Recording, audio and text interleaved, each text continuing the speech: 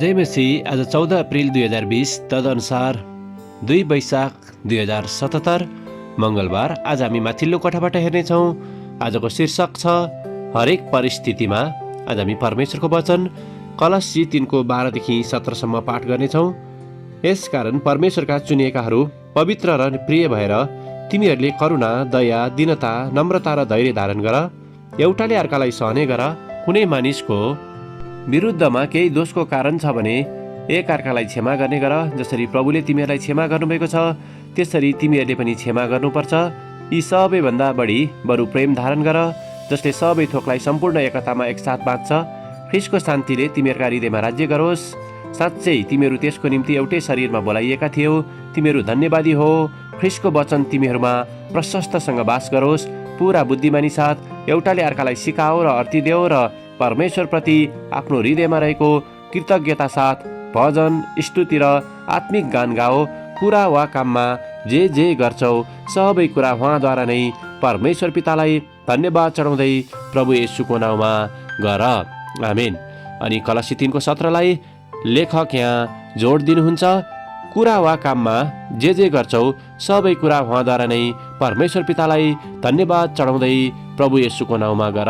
आमेन। अनि लेखक आफ्नो अनुभवलाई यहाँ यसरी वर्णन गर्नुहुन्छ।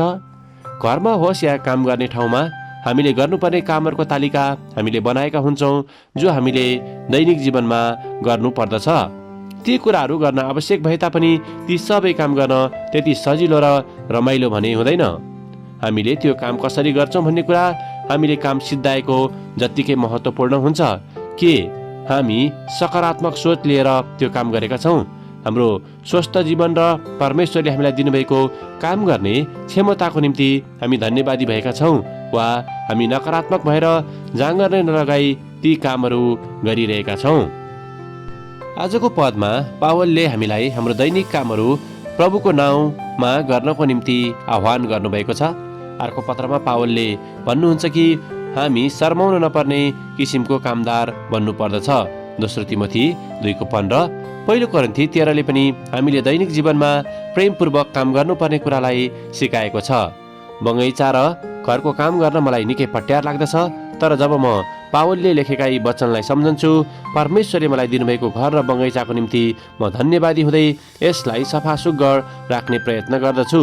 जब मानिसहरूले आनन्दित भएर काम गरेको देख्दछन्, उनीहरूले यस रहस्यको बारेमा मसँग प्रश्न गर्दछन् र म यही मौकालाई सदुपयोग गर्दै उनीहरूलाई सुसमाचार पनि सुनाउने गर्दछु। आमेन।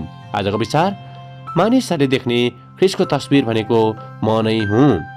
प्रार्थना। स्वर्गीय पिता, मलाई सेवा गर्ने अवसर दिनुभएको लागि धन्यवाद।